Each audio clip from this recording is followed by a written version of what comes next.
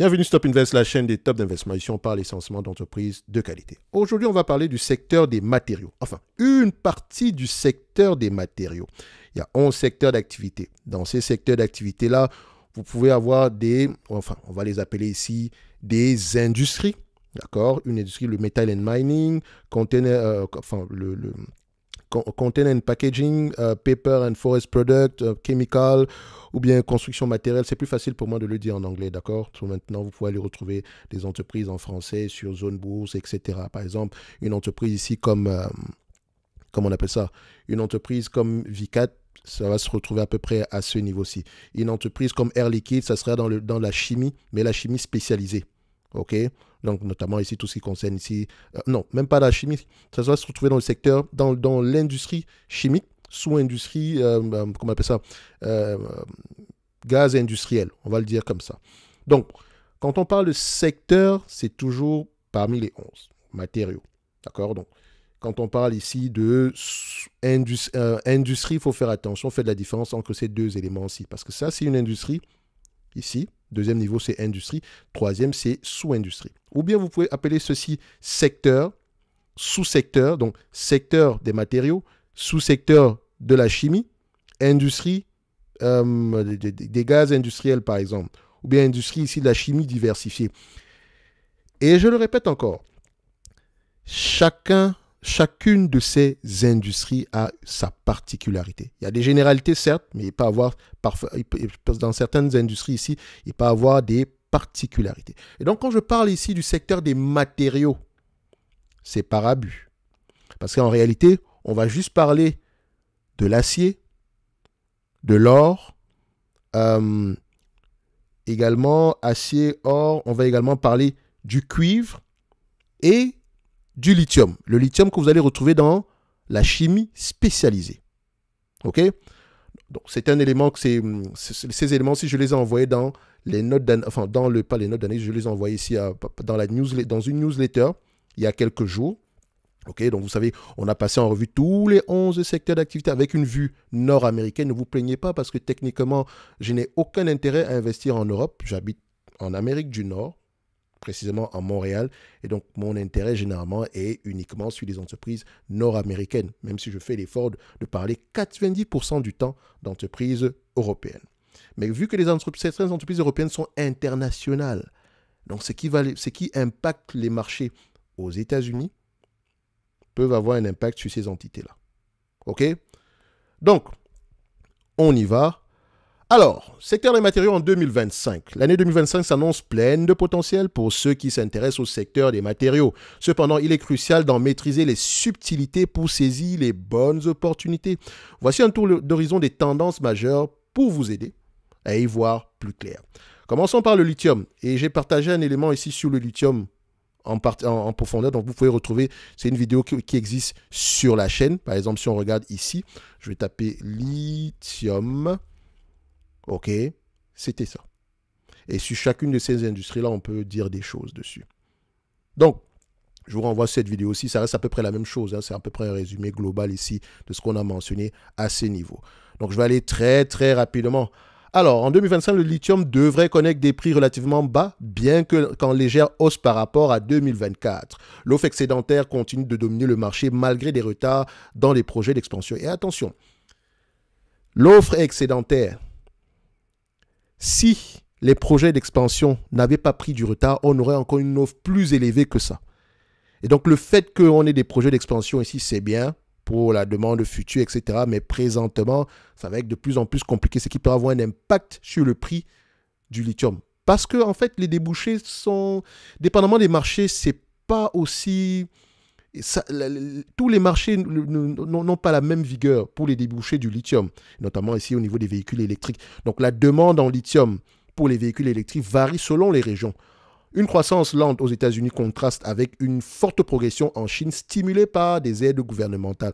Donc sans aide gouvernementale ici, ça va être compliqué. Ça aurait été plus compliqué en Chine. Donc quelles sont les entreprises généralement que vous pouvez suivre si vous voulez faire des notes d'analyse sur ce secteur d'activité? Vous pouvez commencer par Albemarle et Arcadium. Ça ne veut pas dire que ce sont des entreprises sous-évaluées ou quoi que ce soit. Non. Ce sont des exemples. Donc, les points essentiels ici à retenir pour quelqu'un qui s'intéresse au lithium, c'est les entreprises capables d'optimiser leurs coûts et de diversifier leurs revenus sont les mieux placées à long terme. Albemarle, par exemple, améliore ses processus de production tout en explorant de nouvelles applications du lithium au-delà des véhicules électriques. Alors, si on regarde un tout petit peu la variation du prix du lithium ici, donc j'aime bien utiliser le site Trading économique, donc je cherche CTRL F, on cherche lithium, voilà, on arrive là, c'est généralement ici en monnaie chinoise, d'accord? Donc il faut faire attention en convertissant en dollars, et après c'est pas plus grave que ça, c'est la variation qu'on veut voir. Et donc vous voyez ici que les prix du lithium atteint en 2022, soyez prudents, et vous vous rappelez sur les vidéos quand on le faisait sur Albemarle, je vous disais tantôt, faites attention, parce que les prix de la commodité ici ne sont pas durables. Et ça n'a pas arrêté. C'est normal dans cette industrie-là. Donc, généralement, pour ceux qui ont tendance ici à analyser, vous savez qu'on doit regarder les coûts de production. C'est la seule chose qu'on peut contrôler. Avoir les coûts de production les plus bas du marché. C'est tout. Le reste ici, le prix, la fluctuation, ça va dépendre de l'offre et de la demande. Le plus important ici, c'est si le prix descend à 0, par exemple, tu dois être le dernier acteur sur le marché à pouvoir offrir un produit. D'accord? Enfin, en termes de... Tu dois avoir les coûts de production les plus bas, on va le dire comme ça aussi simplement. Ok, la zone géographique joue également. Bref, on ne va pas revenir sur comment analyser une compagnie dans ces secteurs-là. Chose qu'on fait déjà dans le programme d'accompagnement. Donc, je reviens ici parce que chaque secteur étant très différent, c'est la raison pour laquelle j'ai choisi d'analyser chaque secteur d'activité. D'accord? Chaque industrie particulière ici. Ok? Donc, on revient. Alors, reprenons notre note ici. Passons au cuivre de manière générale. Alors, le cuivre s'impose comme un élément essentiel de la transition énergétique mondiale, indispensable aux technologies vertes, donc des réseaux électriques intelligents, aux énergies renouvelables. Donc, on va se dire ceci. En 2025, une offre limitée devrait soutenir les prix, tandis que l'électrification croissante stimule la consommation. Et n'oubliez pas également que les problèmes en RDC Congo pourrait avoir un impact sur le marché du cuivre. Parce que c'est un gros producteur. Et actuellement, enfin, quoique le pays est instable sur...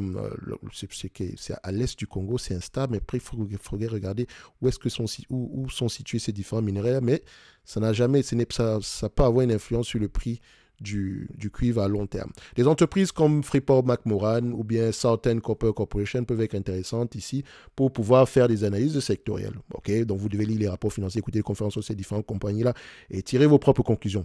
Donc, les acteurs solidement implantés, dotés de réserves importantes et d'une gestion opérationnelle efficace comme Freeport, McMoRan sont idéalement positionnés. Il faut se dire ici que la transition énergétique assure une demande soutenue de cuivre à long terme. On pourrait également mentionner des entreprises comme Glencore également. Je pense qu'il y avait des pourparlers ici, enfin des rumeurs ici entre une fusion entre Freeport, entre Glencore et BHP, enfin le segment ici minier de Glencore, parce qu'ils ont également un segment de négoce. Mais attention, je ne sais pas si ça va avoir tendance à se réaliser, mais voilà, ça reste également quelque chose à aller regarder. J'aime bien également BHP, de manière générale. Donc, même s'ils sont dans le minerai de fer ici, il y a également une partie de cuivre, je pense bien, mais ça peut essayer une entreprise intéressante de manière générale. Rio Tinto, BHP, intéressante à regarder même d'ailleurs au prix actuel. Mais n'oubliez pas une chose, on doit normaliser les résultats. Maintenant, passons à l'or. Bon, je vais juste vous remontrer à peu près le marché du cuivre ici, à quoi ça ressemble. Le copper, c'est ça. Voilà, on dézoome un tout petit peu sur les 10 dernières années. Vous voyez, c'est une pente ascendante. Sur les 25 dernières années, voilà, on est plutôt revenu à des niveaux plus hauts. Enfin, ce qu'on a connu à peu près aux environs de 2011-2010. Mais avec à peu près aujourd'hui une demande plus élevée que cette période-ci. Et comme d'habitude, questionner ici, il faut questionner ici comment on appelle ça? Il faut généralement questionner ici les coûts de production, comme d'habitude sur ces différentes compagnies-là. On continue. Maintenant, le marché de l'or. L'or conserve son statut de valeur refuge, d'autant plus que dans un contexte macroéconomique incertain, comme présentement. Donc, les achats des banques centrales, la baisse des rendements réels et les tensions géopolitiques soutiennent les prix. Ça ne vous a pas échappé, le prix de l'or est de plus en plus élevé. Il me semble ici, je vais regarder ça, gold, price, on regarde ça, on dézoome un tout petit peu. Vous voyez ici qu'on a connu, et je vais toujours vous dire, faites attention parce que cette période-ci, moi, je l'ai connue comme ça. Ok, les entreprises dans le secteur qui exerçaient dans ce secteur avaient des PER très très bas, etc. Mais avant que ça ne remonte, on a attendu au moins 6 à 7 ans. Donc, il faut faire attention quand on achète des commodités de manière générale. C'est pour ça qu'on doit généralement choisir les meilleurs. Et très souvent, les meilleurs sont celles qui perdent le moins d'argent possible en, en, en période baissière. Donc, quand le cycle ici se retourne, enfin, le cycle peut se retourner à la hausse comme à la baisse ici. Bref, quand le cycle est sous pression ici. On va le dire comme ça. Donc, de manière générale, faites attention. Faites attention au PER de manière générale. Donc oui, elle gagne beaucoup d'argent ici, mais ça ne veut pas dire que ça va continuer jusqu'à la fin des temps. Mais quoique, je n'en sais rien. C'est pour ça que ce genre de secteur d'activité, j'ai tendance à me méfier un tout petit peu. OK? Parce que les revenus, certes, sont élevés en date d'aujourd'hui, mais est-ce que c'est durable? Point d'interrogation. Et voilà, très souvent, je suis nul à peu près pour pouvoir anticiper à quoi va ressembler le prix de l'or dans 5, 10, 20 ans. OK? Surtout que c'est une commodité très peu utilisée pour la fabrication de manière générale ou l'industrie. Donc, très souvent, ici, c'est plus comme une réserve de valeur, de manière générale. Enfin, on l'utilise jamais comme réserve de valeur. Bref, on va continuer. Alors, néanmoins, dans ce secteur-là, des entités comme Newmont ou bien Royal Gold, qui est spécialisé ici dans les redevances minières. J'aime bien les redevances minières. En fait, c'est simple. Les redevances minières, c'est un peu comme une entreprise comme TPL. Donc, ils ont des terrains, etc. Et si vous exploitez, qu'importe le prix de la commodité, vous leur payez, vous payez à peu près une redevance, dépendamment de votre exploitation. Donc, les coûts de production ici sont presque à zéro. OK? Donc, ça paraît que c'est intéressant à aller regarder. Donc, les points essentiels ici sont les actions de sociétés minières aurifères comme Barrick Gold, qu'on pourrait également citer, peuvent être intéressantes pour ceux qui cherchent à diversifier leur portefeuille. Mais attention, je préfère ici les ETF indexés sur l'or qui offrent également une exposition directe aux fluctuations du métal jaune. Maintenant, parlons du marché de l'acier. Bien que le marché global de l'acier reste modéré, avec des prix oscillant entre 700 et 1000 $ la tonne, d'accord, des secteurs de niche comme l'aérospatial et la défense affichent des perspectives prometteuses. Quand on parle d'aérospatial, on parle de qui? Vous avez vu les résultats de Boeing, les résultats de Airbus, etc. Même si Boeing souffre un tout petit peu ici, mais le carnet de commandes est là. Il va falloir énormément d'acier. Un tout petit peu d'aluminium également. Donc, la demande en matériaux spécialisés y est en croissance. On peut citer ici des entreprises comme Carpenter Technology, ATI Inc. qui sont des spécialistes des alliages métalliques de pointe, essentiels pour les applications exigeantes de l'aérospatiale et de la défense, où la résistance et la performance sont primordiales.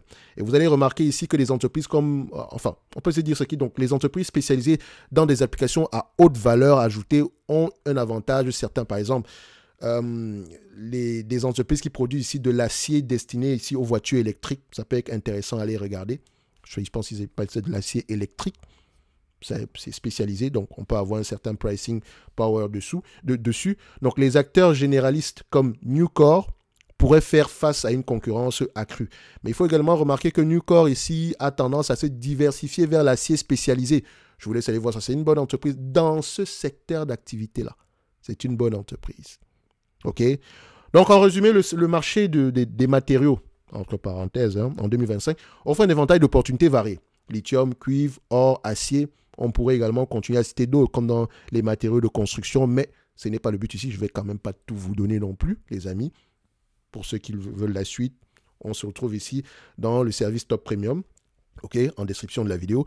Donc, pendant que vous y serez, n'oubliez pas, vous avez la Top Newsletter, où je partage vraiment mes réflexions par rapport à X ou Y, mais uniquement en matière de stock picking. Je ne vais pas vous raconter ici l'histoire de pourquoi est-ce que c'est important d'investir en bourse, etc. Non. On parle uniquement ici des choses intéressantes, qui pourraient être intéressantes pour vous, actionnables en date d'aujourd'hui. OK? Donc, on peut avoir, je vous laisse aller voir si ça vous intéresse. De toute façon, c'est gratuit, la Top Newsletter. OK? Et après, vous faites toujours ce que vous voulez dans tous les cas de figure. Vous êtes libre de faire ce que vous voulez. Mais comme je l'ai dit, tout ce que je mentionne ici aujourd'hui, allez vous-même vérifier. Ne me croyez jamais sur parole. D'accord? Il faut apprendre à penser par vous-même si vous voulez être des investisseurs à long terme. Le stock picking, c'est ça. OK? Il faut penser de manière indépendante. Donc, Il est crucial de bien choisir ses investissements. Et une chose est certaine, une bonne compréhension des tendances du marché est indispensable pour réussir à long terme, surtout sur ce marché-ci. Okay?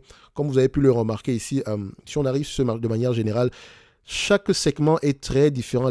Par exemple, le container and packaging a souffert sur les derniers mois ici, et ça concerne du Verallia dans ce segment-ci. OK? Bref. Ça, c'est ce que je pouvais dire ici sur une partie du secteur des matériaux. Je ne vais pas avoir tendance à m'étaler sur tous ces différents éléments-ci. Et donc, un like, un abonnement, un commentaire, ça fait toujours plaisir. Et n'oubliez pas, en description de la vidéo, vous avez le lien vers la Top Newsletter ainsi que vers les services Top Premium pour ceux qui veulent nous suivre pour la suite. Et nous, on se donne rendez-vous sur les prochaines vidéos.